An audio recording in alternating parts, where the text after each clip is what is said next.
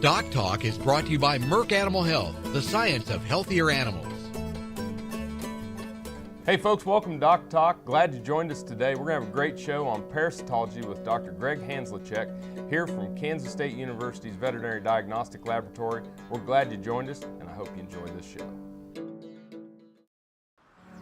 As dependable as the sunrise, in dairy parlors, open pastures, on ranches and feed yards across America, a place where reputation is more than a name, where the science of healthier animals is a way of life. It's the responsibility that drives who we are and what we do. Every decision, every day. It's your livelihood and our responsibility. Closed caption brought to you by AgriLabs, the perfect pairing of performance and value.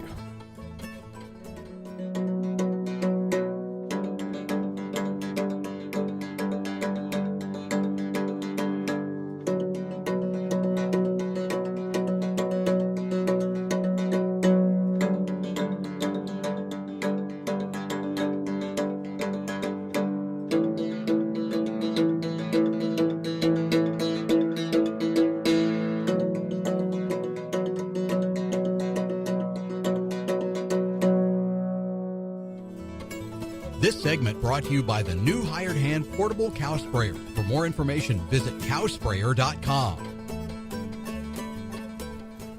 Greg, welcome to the show. Glad to be here. Folks, this is Dr. Greg Hanslechek. He is a veterinarian, and he is with the Veterinary Diagnostic Laboratory here at Kansas State University. Does a lot with field investigations. You do a lot of work. He has a lot of experience as a bovine practitioner, and we're lucky to have him here at Kansas State University serving our state and beyond the boundaries of the state, and thanks for being here. My pleasure. So we're going to talk about parasites, and there's all kinds of them, right? Lots of parasites, yep. Externals, internals, different types of internals, but let's start by talking about the ones that are buzzing around out there around our head in the summer. The flies right Yep. now, and we're getting into fly season, and if you drive around the country, you'll see the cows are now starting to be irritated by the horn flies and the face flies, so yep, it's an important topic. Yep, and some of the things that, you know, you're exactly right. We see the cattle bunching up and swishing, and of course we're going to have some issues that follow with the flies, but what are some of the things or concerns that we have with the flies with cattle? Well, and it depends on what type of fly we're talking about. We talk about face flies. They're flies that they spend a very small amount of time on the animal. They feed on the eye juices, the nose juices. The thing we're worried most about them is pinkeye. Right. They transmit the bacteria from animal to animal. Talk about horn flies. Horn flies are actually the ones on the back, and you know that, but Yep. I don't know why we named them horn flies, but they're not on the horns, but they're bloodsuckers, and they feed 20 to 30 times a day. And if you go out there, and especially if you look at those bulls, they have thousands upon thousands of flies on them. And they're an irritant. So they keep the cows and the bulls and the calves from grazing, from nursing, from producing milk and doing those kind of things. Cool. And so we have different types of diseases, and everybody associates the pink eye and vector-borne type diseases. What are some of the things that people are doing these days out there to kind of help with the flies? What are some management practices that we can enlist or use? That's a great question. Number one are fly tags. Yep. Use of the insecticide fly tags. Of all the things that we can use, it probably is the most effective. And I say that because we really don't have control over the face flies because they don't spend enough time on the animal.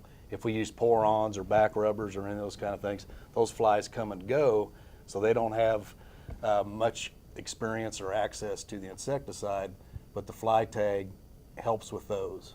But the fly tag also helps with the horn flies and the other flies we're concerned with. Yep, and then I'm assuming that there's some things we can do environmentally, knocking down weeds and cleaning up old bell rings and things to that nature as well. There is, because the face flies and the stable flies, they don't spend any time on the animal. They live in old vegetation and rotten feed and those kind of things. So cleaning up those areas will reduce the area where they can lay their eggs. So that's a good fly control program for them environmentally. Cool. Well, we're going to take a break. When we come back, we're going to talk more with Dr. Hanslacek on parasites, and we'll move from outside the cow to inside the cow. You're watching DocTalk, and we're sure glad you joined us. This Meet the Future Veterinarian is brought to you by Zuprevo. Choose confidence. Choose Zuprevo for BRD treatment. Brendan Martin was raised on a beef cattle, poultry, and crop farm in Virginia. During college, he worked and interned in the cattle industry while raising his own Angus herd. As a result, he became interested in bovine reproduction and the power of genetic progress within a cattle herd. After graduation, Brendan started Valley Herd Health in Virginia, working mainly with beef and dairy cattle. Some call it a come-from-behind victory, an unlikely win, a reversal of fortune, snatching victory from the jaws of defeat. This is our moment, our victory dance, because we choose confidence. We choose Zuprevo for BRD treatment. Ask your veterinarian to prescribe Zuprevo. Zuprevo is a fast-acting, long-lasting BRD treatment that you can count on to get the job done. Choose confidence. Choose Zuprevo from Merck Animal Health. No matter where, no matter why, the Veterinary Health Center at Kansas State University is committed to providing quality patient care to animals and exceptional customer service to their owners. From routine checkups to emergency and specialty care, our world-renowned specialists and experienced professionals are here to discover, to teach, and to heal. Let us know. How can I help? How can we help? Healthy cows start with the new hired hand automatic livestock sprayer. Rancher invented to provide an efficient alternative to pour-on and injectable parasite management systems. The portable design allows cattle to treat themselves head to hoof. Strategic device placement with pass-through activation technology takes the stress out of parasite treatment for cattle and the rancher. Get the new hired hand for yourself or become a distributor. Visit cowsprayer.com. The new hired hand makes healthy cows easy.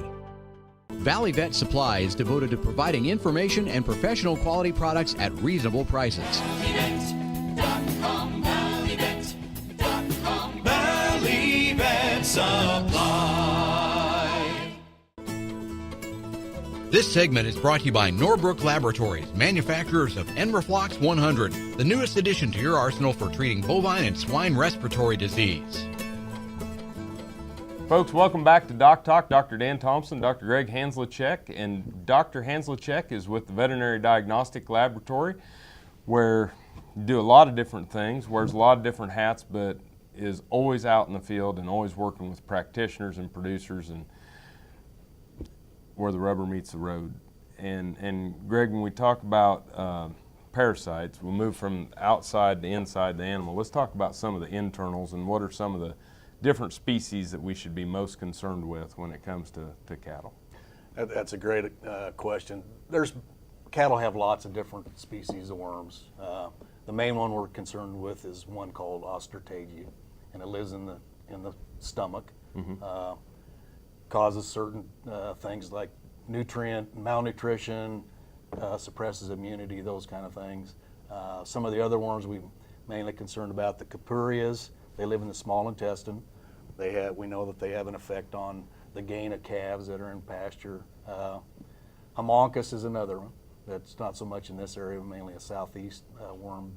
Those are the three main ones that we're actually concerned about today. Okay, and so when we're looking at those types of worms, and again, they're all going to affect performance or conception rates or body condition scores and things to that nature. What are some of your recommendations? And of course, we always recommend work with your local practitioner because they're the ones that are living there and know the cattle and the climate and. But what are some of the things, some general concepts on parasite control? Some of the major things to think about is that, just like you said, most of the effects are things that you don't probably recognize. So most of the problems we have with internal parasites are subclinical. We can't see them unless we actually measure them. The other thing about internal parasites is that it is becoming a controversial subject as far as how we should manage them in the cow-calf operation. But a part of that is that we have to remember that 90% of the worms that these calves and cows have access to are actually in the pasture.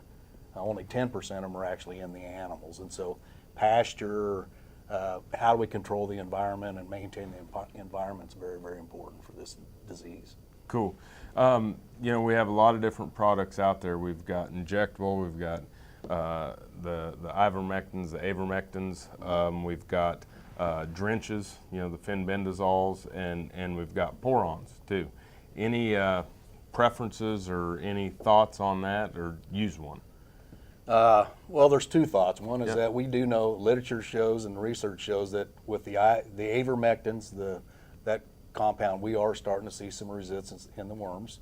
But if you look at other countries that use the other products also, we're seeing resistance to basically all those products. And then the second point would be? Well, a really good recommendation for producers is let's deworm the adult animals when they go to pasture. That way we're reducing pasture contamination.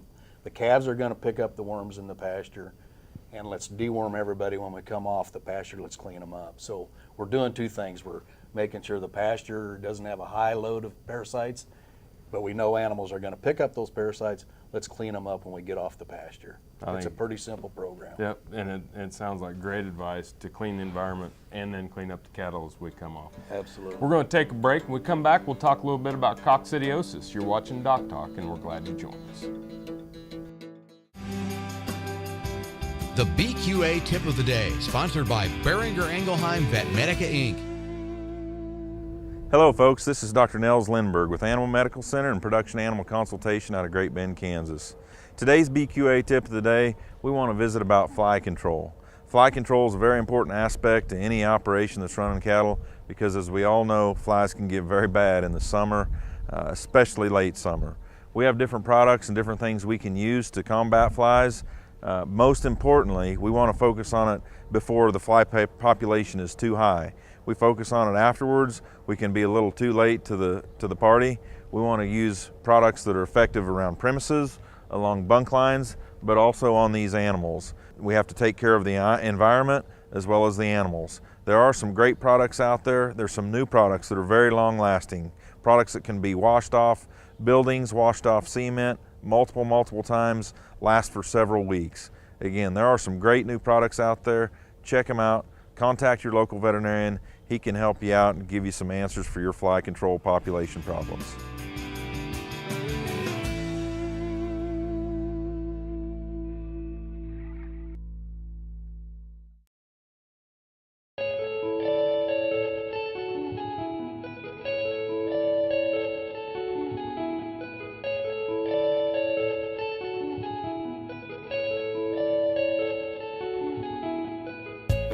It must be an inherited trait because I have never wanted to do anything other than be in the cattle business. And it's interesting as I have grandchildren now, little bitty ones. All they want to do is go to the barn, swing a rope, and be a cowboy. It's something. It's a lifestyle that we have, the way we make a living, obviously. But it's really more than that. It gives us the opportunity as a family to be able to work together and enjoy each other's company and make a living at the same time. We've been using Triangle for years, and the reason we do it's been safe and effective, and we're going to continue to do that. We'll put the cows in the chute twice a year, spring and fall. 100% of our cattle get vaccinated with Triangle.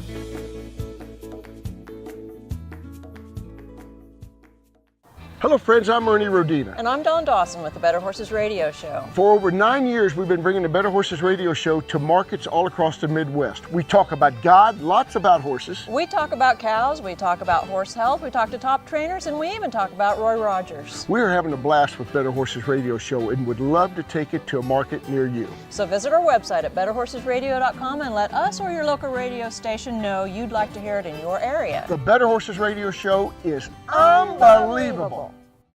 Broadband has become as important to us as highways. That is why DocTalk is teaming up with NTCA, the Rural Broadband Association, and rural broadband companies like Blue Valley Telecommunications in fighting for quality broadband access through the program Smart Rural Communities. I don't think we have any idea what's coming in the future. I couldn't have imagined 5 years ago what we're doing today. So in 2 years, I would guess there's things we can't imagine that we're going to be doing. To learn more, visit ntca.org/smart or bluevalley.net. True Test Group, weighing systems, electronic identification EID, electric fencing, and dairy automation systems help farmers and ranchers around the world manage the performance of their livestock for ultimate profitability. Folks, welcome back to Doc Talk. Dr. Dan Thompson with Dr. Greg Hanslachek, and he is with the Veterinary Diagnostic Laboratory at Kansas State University. And Greg, we're talking about parasites, and one of them I know that you've done quite a bit of work with and looked at is coccidiosis. Yes. And you know, a lot of times we don't consider coccidiosis a parasite out in the country. We think of it more as like a bacteria or something we're going to treat for that, because we do treat differently than what we do for our internal parasites. And really, this is a parasite. It is a parasite, and it is closely related to the cryptos and some of those other things, but it is an internal small intestine parasite. Okay. And what are some of the, I think one of the things that producers don't understand is how common it is. It's actually probably the most common disease other than bovine respiratory disease that we deal with calves that are around weaning, just before or just after weaning on the cow-calf side. And there can be a subacute, kind of a non-clinical carriage of these? Absolutely. Just like the other internal parasites, what you see is only a very small percentage of what's actually going on in the rest of the animals. Right. So not only do we have the opportunity of having clinical disease from this parasite, but we can have the subclinical that's causing us lost performance, lost conversion of that grass or that cow's milk or feed when they get into the grow yard. That's exactly right. And with coccidia, it causes severe malnutrition if the numbers of those organisms are severe enough in the intestine. Those calves are eating what they should, but they're not absorbing those nutrients. And so we've got a malnutrition, which has a huge impact on their immunity. So that's why we know that calves that have a heavy coccidia burden are more susceptible to other diseases like bovine respiratory disease, maybe pinkeye, those other kind of diseases. So it's important. Okay, so how are some ways that we can prevent or treat for coccidia on these calves that are, in different stages? Well, that's a great question.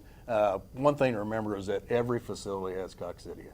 It's a normal inhabitant of all bovines, and so animals have it, they're passing it through the manure. So one of the best ways to prevent a really severe coccidia outbreak is to concentrate on manure buildup. Okay. The other thing is standing water. When we have standing water where an animal with coccidiosis will defecate in the water, now all that cocci's in the water, what do animals like to do? They like to drink out of those. Now we're inoculating the whole population to large doses of coccidia.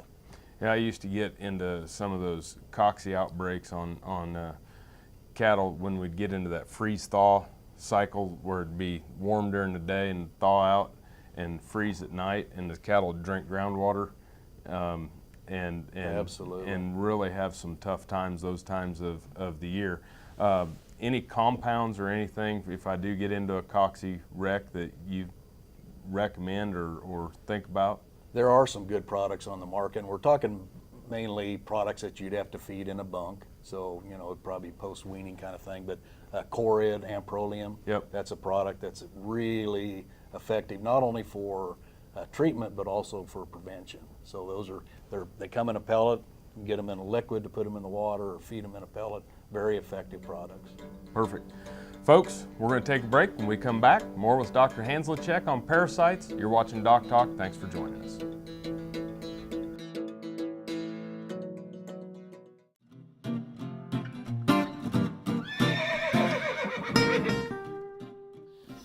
Hello, I'm Dr. Chris Blevins at Kansas State University Veterinary Health Center, and today, for a horse tip, we're going to talk about fly spray.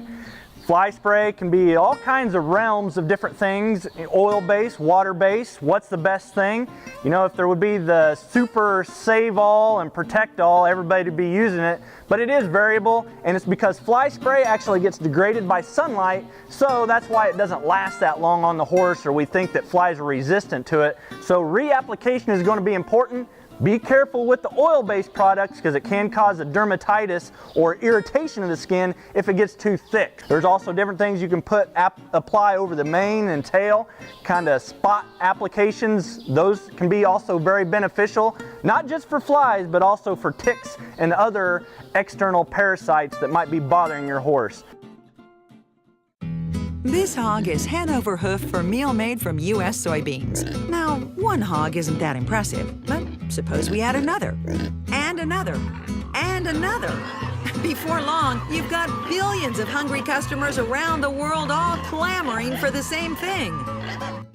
Our soybeans. Learn more about the billion-dollar appetite of animal agriculture at BeyondTheElevator.com. No matter where, no matter why, the Veterinary Health Center at Kansas State University is committed to providing quality patient care to animals and exceptional customer service to their owners. From routine checkups to emergency and specialty care, our world-renowned specialists and experienced professionals are here to discover, to teach, and to heal. Let us know. How can I help? How can we help? Working your cattle just got easier. Introducing the new VetGun delivery system, a new way to apply topical insecticides to your cattle. The VetGun lets you remotely treat cattle with effective parasite control, so you can do it just walking among the herd. It's that simple. The proven topical insecticide AML VetCap is used with the VetGun. It works fast to control horn flies and lice while minimizing stress on your cattle. Fast, easy, effective. VetGun. Check with your animal health supplier for availability. Valley Vet Supply is devoted to providing information and professional quality products at reasonable prices. ValleyVet.com, ValleyVet.com, Valley Vet Supply. This segment is brought to you by the Beef Quality Assurance Program and the Kansas Beef Council, improving animal care and beef safety for more than 20 years. Folks, welcome back to Doc Talk. Dr. Dan Thompson with Dr. Greg Hanzlicek. We're at Kansas State University, where Greg works at the Veterinary Diagnostic Laboratory, works with field investigation. He directs our outreach programs and much more. And we're fortunate to have him here on the show. And we've had a great show talking about parasites. And one of the things that you and I talked about during the break was talking about some of the things that has to do with resistance. And really what I'm talking about is with the flies. Absolutely. We talked about earlier how fly tags are probably the most used product for control of flies. They are effective, but there are certain things that we need to keep in mind if we're using that product for fly control. And one is resistance. We know that if we use the same chemical product year after year, we're going to breed flies that become resistant to that insecticide. So if people are using pyrethroids and organophosphate tags, which most are, it's important they use 2 years of pyrethroids. The third year they use an organophosphate, then they go back to pyrethroids for 2 years. That rotation will reduce the opportunity for resistance. That makes a lot of sense. And you know, when we have cows and perennial animals on the farm, important to get things removed. Absolutely, and that's the other important thing is that fly tags are great, and when we put them in, there's a lot of insecticide there, but through time, that amount of insecticide is going to be reduced. And so if we're not taking those insecticide tags out in the fall and getting rid of them, what we're doing is exposing flies to very, very small amounts of insecticide. So the only flies we're killing are those that are most susceptible to that insecticide, and we're breeding those that are resistant.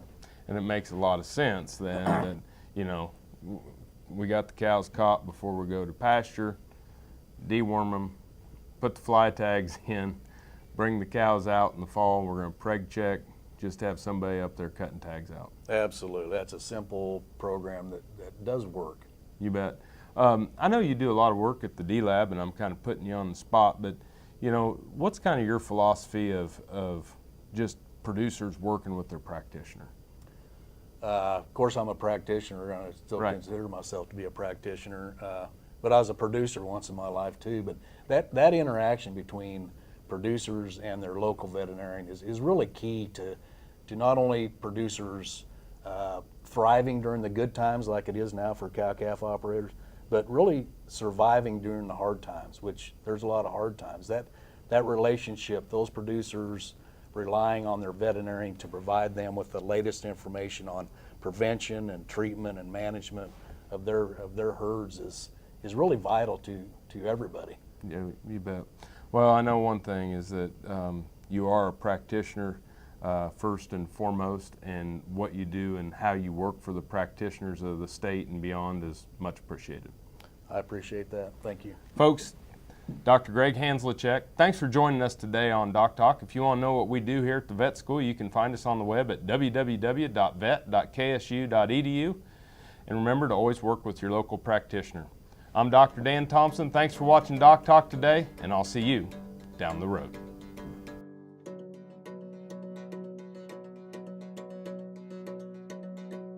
Closed caption brought to you by AgriLabs, the perfect pairing of performance and value. For more information about this program or previous programs, go to DocTalkTV.com.